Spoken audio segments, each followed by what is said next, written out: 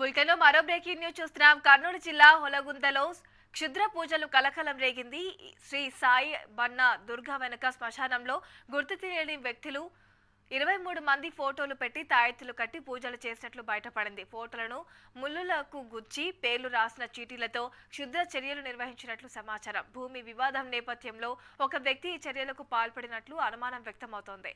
ఈ ఘటనతో బాధితులు భయాందోళనకు గురవుతున్నారు.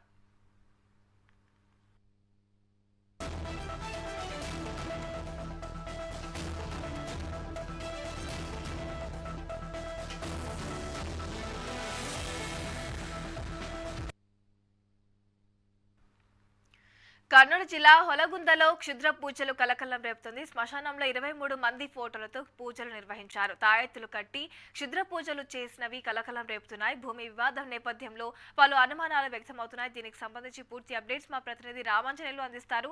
రామాంజనేయులు. కర్నూలు జిల్లా హోలగొంద పట్టణంలో క్షుద్ర పూజలు కలకలం రేపుతా ఉన్నాయి. పట్టణంలో ఉన్నటువంటి వైసీపీ, టీడీపీ, ఎస్డిపిఐ పార్టీ నాయకులు, అలాగే ముగ్గురు జర్నలిస్టుల ఫోటోలు, అంతేకాకుండా ఒకే కుటుంబానికి చెందిన ఇద్దరు మహిళల పాస్పోర్టులకు తాయెత్తులు కట్టి ఆ వ్యక్తుల పేర్లు రాసి వాటికి చుట్టూ ముళ్ళులు గుచ్చి క్షుద్ర పూజలు చేసిన విజువల్స్ అయితే చాలా స్పష్టంగా కనిపిస్తున్నాయి. అయితే పట్టణానికి చెందినటువంటి ముస్లిం వ్యక్తి తన భూమి విషయంలో వీరి దగ్గరికి వెళ్ళగా ఎవరు కూడా ఆయనకు న్యాయం చేయలేదనే కోపంతోనే అలా క్షుద్ర పూజలు చేశారని చెప్పేసి ప్రస్తుతం అయితే సమాచారం అందుతా ఉంది. ఏదైతే అమావాస్య రోజు పట్టణానికి సమీపంలో ఉన్న సాయిబన్న దర్గా వెనుక ఉన్నటువంటి శ్మశానంలో అయితే ఈ క్షుద్ర పూజలు చేసినట్లు తెలుస్తుంది.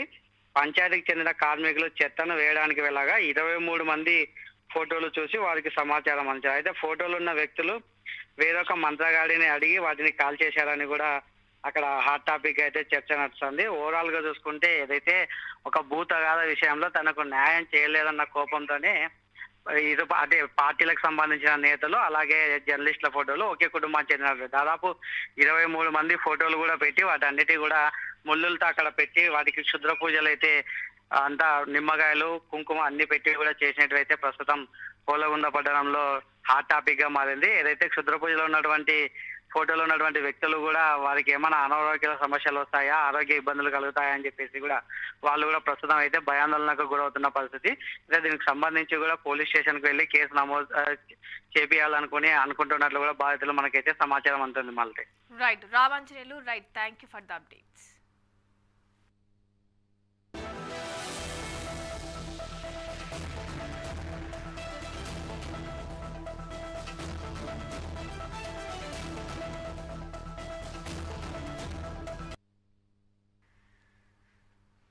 అంబేద్కర్ కోనసీమ జిల్లా అయిన